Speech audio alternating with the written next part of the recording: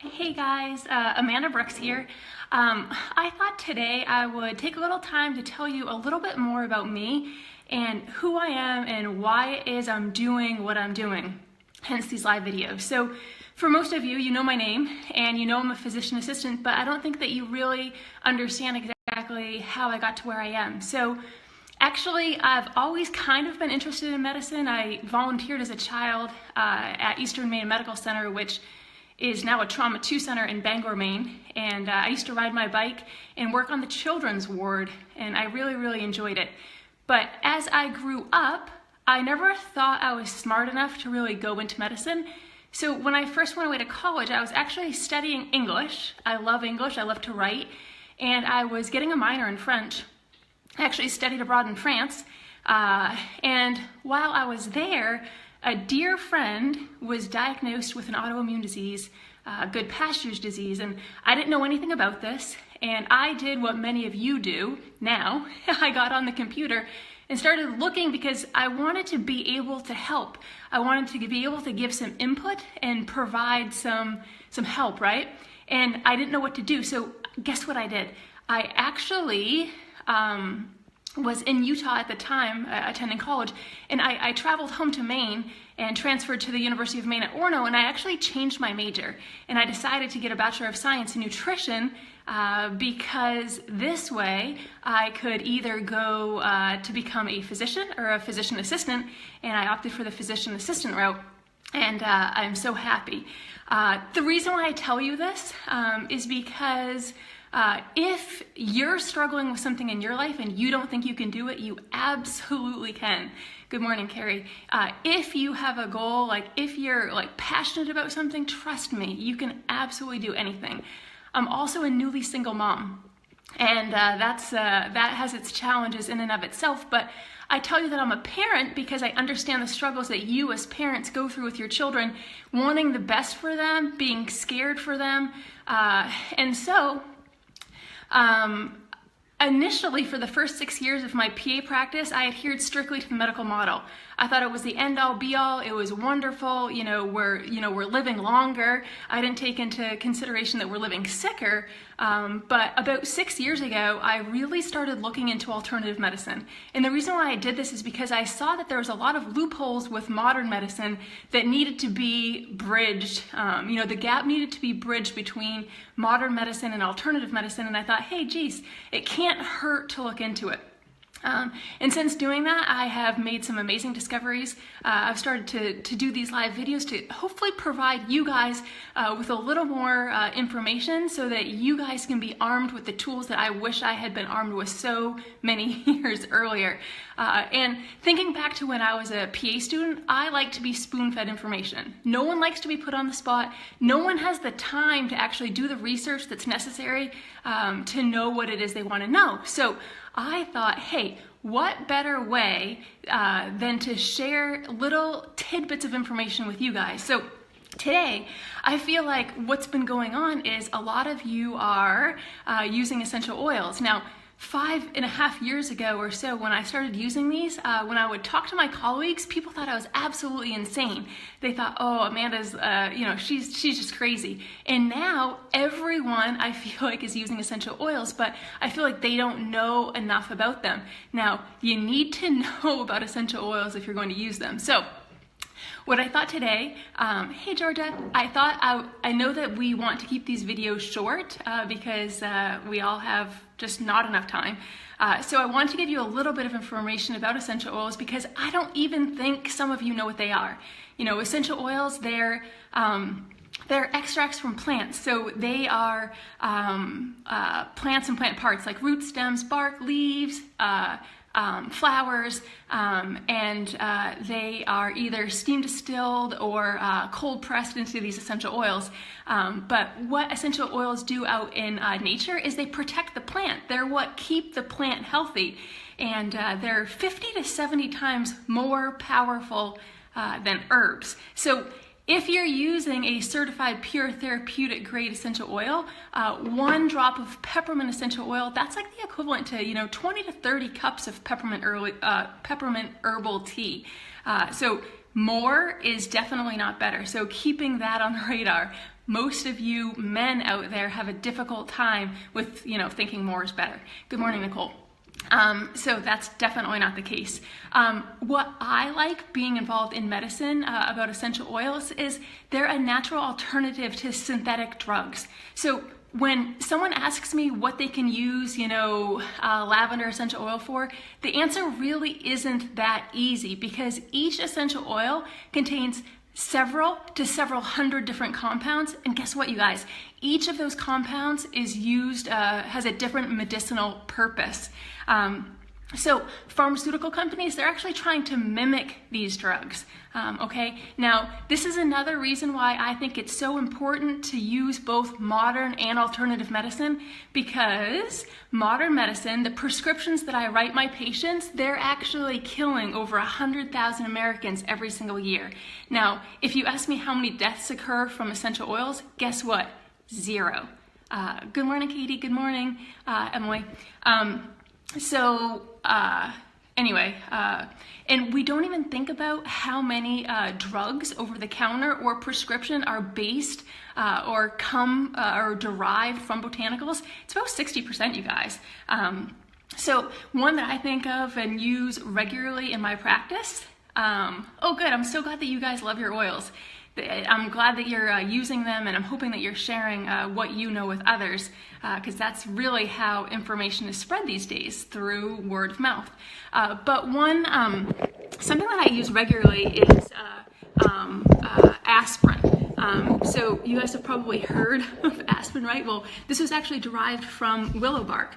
Hippocrates, the father of modern medicine, he used willow bark compresses as anti-inflammatories. And then guess what happened? I told you, pharmaceutical companies, they're trying to mimic natural compounds. And so they came along and they developed Bayer aspirin. Kind of crazy. The problem is when we derive things from natural botanicals synthetically, there are side effects. And side effects sometimes outweigh the benefits. So when you are deciding to use essential oils, make sure that you're using something therapeutic grade. There are all different types of essential oils out there, and unfortunately there are many of them. You kind of get what you pay for. So those that are not as expensive, they might be adulterated. In other words, something might be added to these essential oils to kind of bulk them up and such. So you need to be careful as to what you're getting. You want an oil that's third-party tested. You want an oil that has been tested through, gas chromatography, mass spectrometry, fancy ways of talking about oil testing. But what's really cool, like I told you earlier, is more is not better. Each drop of essential oil, it can contain 40 million trillion molecules. That's why you only need one drop of essential oil to really service every single cell in your body. Now, what I like about them, and kind of what prompted this video this morning, is that Arabella, my 3-year-old, she developed a fever and some vomiting Thursday night. Not good.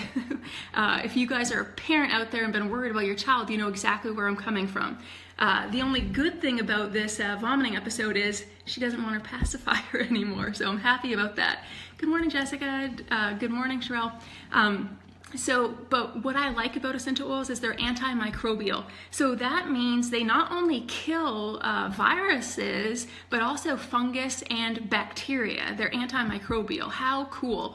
Especially because we have this this problem in modern medicine with like a drug-resistant superbug crisis. You guys have heard of like MRSA, VRE. These are superbugs that we're having a really difficult time treating with traditional antibiotics.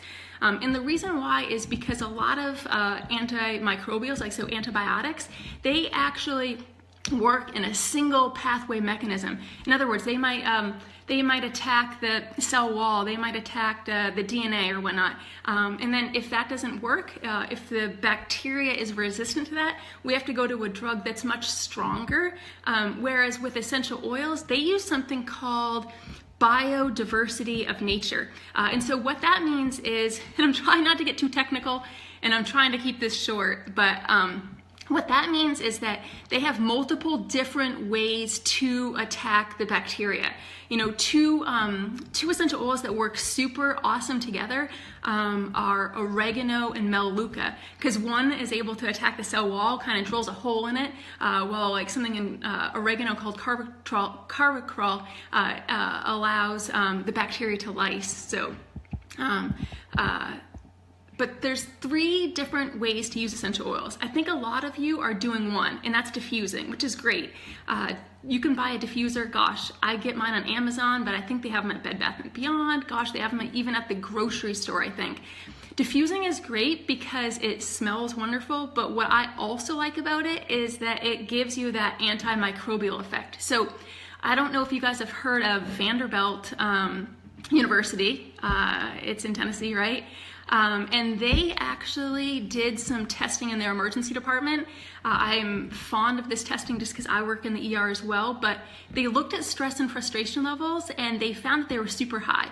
So they actually started diffusing doTERRA's citrus blends and then rechecked people's stress and frustration levels a few months later and found them to be dramatically reduced. Diffusing bothers my husband's asthma. I can't diffuse anymore. Now, Katie, okay, so we'll have to chat, but let me tell you something. It might be because of the brand of oil that you're using, and the reason why I say that is because if you're using a certified pure therapeutic grade oil, there's really slim to no chance of having an allergic component. Now, in order for something to be an allergen, to mount an allergic response, it has to contain a protein or a polypeptide. These are really big molecules. So if you're using an oil that's therapeutic grade, it's impossible through steam distillation and cold press for a big molecule to get into the oil. Now, the times that you're allergic to essential oils is when a protein or a polypeptide gets in there, so when they're not therapeutic grade. I don't know if that makes sense. We can chat about that offline if you want. Great, Nicole. Everything from cleaning house to yes, me too. So anyway, diffusing, back to that. So it smells good, but the antimicrobial effect as well. Remembering that surface area is you need to take that into consideration if you're using them therapeutically.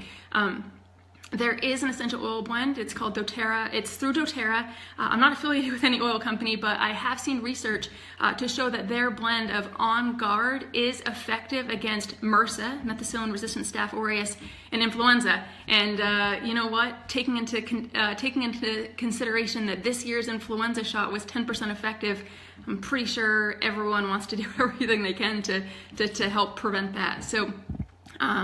So we can use essential oils aromatically, and then we know that they're able to enter the limbic system, which is kind of our feel-good system, and we also know that they enter into our bloodstream, like our little alveoli, which are the little grape-like clusters in our lungs. They're surrounded by capillaries. So when we breathe in an essential oil, it's not just voodoo, like it really does enter the bloodstream. And for any of you who use cannabis, you guys can attest to that. Good morning, Lois. Good morning, Barb. So the other way that we can use essential oils is topically, right? So people that have warts, people that have age spots, rashes, which we could do a whole video on rashes, because typically when we manifest a rash, our skin's kind of our secondary chimney. It's something that's going on internally, but the bottom of our feet, guys, that's where you want to put oils if you don't know where to put them. That's the most porous area in the body. So if you want to use an essential oil, don't know where to put it, stick it on the bottom of your feet. Again, works really well for tense muscles and such as well. And then the third way that we can use them, so we've talked about aromatically, we've talked about topically, it's orally. So people, there's hype, there's why are you using essential oils orally? That's scary. Is it? Is it scary if you're using a therapeutic grade lemon essential oil in your water? No. If it's scary, it's because, like I said, it's adulterated and has something in it. So you can use it in your water, you can cook with it, you can You can make like a little vegetable capsule using a vegetable capsule. You put essential oils in there, and you can use them for their antimicrobial effect. So anyway, I'm hoping that you found this a little bit helpful. Now, essential oils, their safety, they're super safe as long as you're using a therapeutic grade. Now, like I told you, you're going to want to keep them out of your eyes. So if you're using a peppermint essential oil, say for a headache or something, don't rub your eyes. And if you do, so if you get an essential oil in your eyes, or your children get them in their eyes, don't flush with water. I know it's intuitive, but you're going to want to use a carrier oil, something like coconut, to remove the stinging from the eyes, or it actually goes away. It dissipates with time. If you use a hot oil like oregano or a cinnamon or something like that, you're going to definitely want to dilute that, because you could have some skin sensitivity. Now, skin sensitivity, it's completely different than allergic reaction, right? So just want to be clear about that. So anyway, back to why I did this. Arabella, she awoke Thursday night having some vomiting. So after cleaning her up, and me up, because it was all over both of us, I used an essential oil blend called Digesta, and just rubbed it on her belly, on the bottom of her feet, and she had no more nausea. She did have a little bit of a low-grade temperature throughout the weekend, and remember, just fever, it's not necessarily a bad thing, right? Like, helps our body fight off illness. So I think we have a fever phobia. As long as your child's over 6 months of age, fever is really not that bad of a thing, right? So it makes them feel cruddy, like they look kind of like punky, don't like really feel like doing anything. So if that's the case, you know what you could try is taking like a 3 or 4 ounce glass spray bottle, filling it up with water, and then putting maybe 10, 12 drops of peppermint essential oil in there, and spritzing your child. Kind of cools them down, makes them feel a bit better. Good morning, Shauna. So anyway, if you guys found this helpful, I would love for you to like it and to share it with others, just trying to help other people know that essential oils, they really are safe, and they're super helpful for so many reasons. And like I said, trying to keep this somewhat short, but trying to provide you guys with some information that you find helpful. So what I was thinking I could do is, like I told you, I'm coming from Maine. It's sunny here today and nice, but hasn't been the best. We've been getting so much snow. So I would like to share an essential oil with you. I would love to send someone a wild orange, bottle of wild orange essential oil that you guys can diffuse, and kind of, it's like liquid sunshine, that's what we call it. So liquid sunshine. So if you share this and you like it, I'll put you into a drawing, and we'll do a drawing in the next few days, and I'll send it your way. So you're very welcome. Thanks so much, you guys, for being so awesome, and I'll be in touch soon. Have a good day. Bye.